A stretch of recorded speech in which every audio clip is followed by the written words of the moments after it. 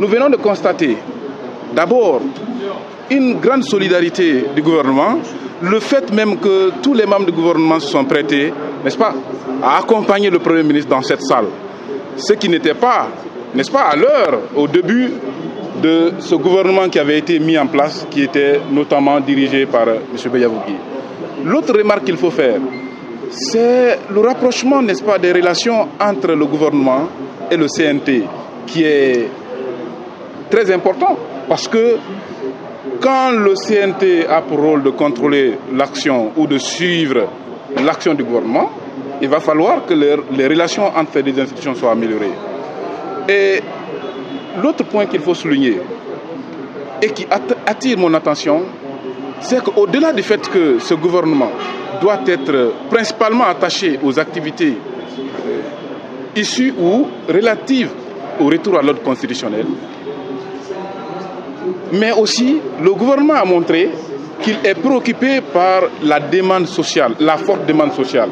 Parce que d'ailleurs, dans la feuille de route, on sent aisément que les actions prévues sont basées, n'est-ce pas, sur toutes les préoccupations qui ont été identifiées lors des différentes tournées. Que ce soit l'immersion du gouvernement, que ce soit, n'est-ce pas, les assises, que ce soit les différentes concertations qui ont été organisées par le gouvernement.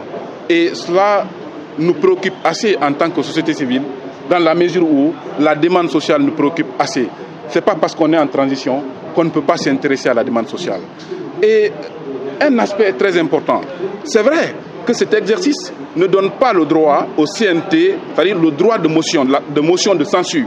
La motion de censure, c'est le fait que le CNT pouvait avoir la possibilité d'écarter cette politique générale du gouvernement. Même si le droit là n'est pas accordé au CNT au regard de l'achat de la transition, mais tenez-vous bien, cet exercice permettra au CNT de contrôler l'action du gouvernement, de suivre, n'est-ce pas, l'ensemble des objectifs de départ assignés, n'est-ce pas, dans cette feuille de route, et pour avoir la possibilité, ou pour conséquence directe, de rappeler le gouvernement lorsqu'il s'écarte, n'est-ce pas, de ses objectifs auxquels il s'est assigné lui-même, ou de remettre en cause certaines actions qui vont être en déphasage avec la feuille de route présentée.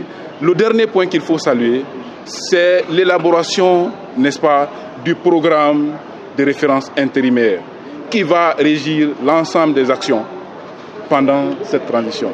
Vraiment, c'est un exercice que nous saluons en tant que société civile et nous allons nous donner le devoir, en tant qu'acteurs de la société civile, de faire un contrôle citoyen qui nous appartient en tant que société civile pour voir est-ce que ce que le gouvernement a tenu ici comme engagement sera respecté. Et si ce n'est pas respecté, nous avons aussi le droit d'interpeller et de faire l'alerte sur l'ensemble des actions qui seront déviées, n'est-ce pas, vis-à-vis des objectifs de départ. Et c'est ce qui nous intéresse assez.